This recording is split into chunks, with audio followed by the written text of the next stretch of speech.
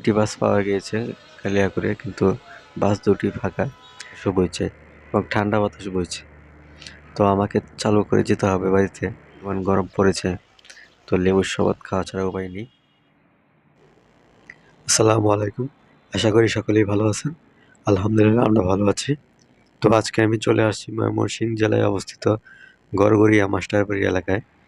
তো এখানে দেখতে পাচ্ছেন রাস্তার মাঝখান দিয়ে অনেক সুন্দর গাছ লাগানো হয়েছে।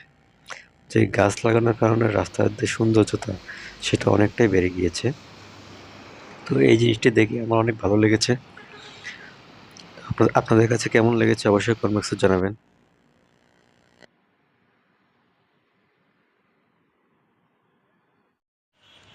তো আমরা এখন চলে আসছি জয়দেবপুর চৌরাস্তায়।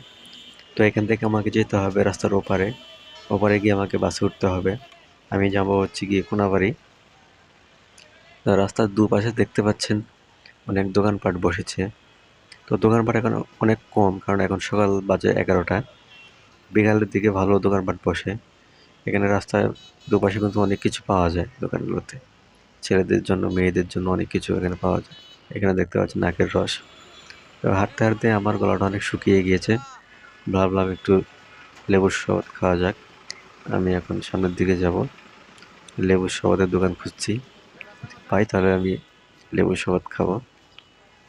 তো ওই সামনের দিকে আমি দেখতে পাচ্ছি লেবুর একটি দোকান আছে শরবতের। সেখানে আমি যাব। আমি সেখানে গিয়ে শরবত খাবো। তো এসে বললাম দোকানে। তো আমি বললাম আমাকে 1 গ্লাস শরবত দিন। 1 গ্লাস শরবতের দাম কিন্তু বেশি না, মাত্র 10 টাকা।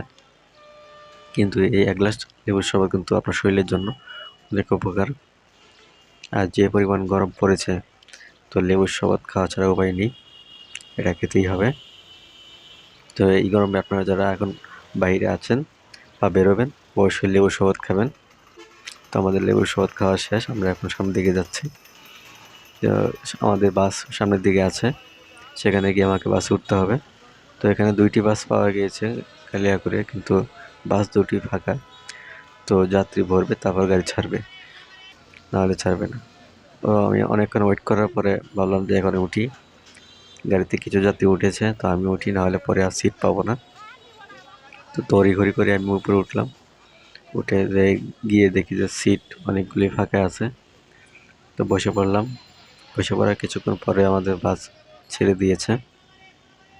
তো আমি এখন চলে আসছি কোনাবাড়িতে। কোনাবাড়িতে নেমে দেখি যে আকাশের অবস্থা খুব একটা ভালো না। আকাশে মেঘ জমেছে, মেঘলা আকাশ। এবং যে ওয়েদারটা হয়েছে এখন দেখতে পাচ্ছেন, বৃষ্টি আসার যে আগ মুহূর্তে যে ওয়েদার, অনেক সুন্দর যে একটা ওয়েদার। এই বৃষ্টি আসার আগ মুহূর্তে যে ভিউটা, এটা আমার কাছে অনেক ভালো লাগে। আপনাদের কাছে কেমন লাগে অবশ্যই কমেন্ট বক্সে জানাবেন। তো শুধু মেঘ জমেছে তা বললে নয়, দেখতে পাচ্ছেন যে অনেক জোরে কিন্তু বাতাসও বইছে এবং ঠান্ডা বাতাস বইছে। তো আমাকে চালু করে যেতে হবে বাড়িতে, না হলে আবার বৃষ্টিতে আমাকে ভিজতে হবে। দেখতে পাচ্ছেন কি পরিমাণ বাতাস। তো আমি চালু করে চলে যাচ্ছি বাসার দিকে, না হলে বৃষ্টি এসে পড়বে, তখন আমাকে ভিজতে হবে আবার। আর ভিউটা কি দেখেছেন? অনেক সুন্দর একটি ভিউ। আমার কিন্তু এই ওয়েদারটা কিন্তু অনেক ভালো লাগছে। তো চলে আসলাম অটোতে। অটোতে উঠলে অটো মামাকে বললাম যে মামা চালু করে গাড়ি চালান, বাসায় যেতে হবে, না হলে আবার বৃষ্টিতে ভিজতে হবে। তো রাস্তায় এসে দেখি হঠাৎ করে এখানে জ্যাম লাগার কারণে অনেক সময় লেগে যেতে পারে বাসায় যেতে আমার। তো ভিডিওটি আর লম্বা করবো না, আজকে এখানে বিদায় নিব। ভিডিওটি কেমন লাগলো অবশ্যই লাইক, শেয়ার, সাবস্ক্রাইব করে জানাবেন।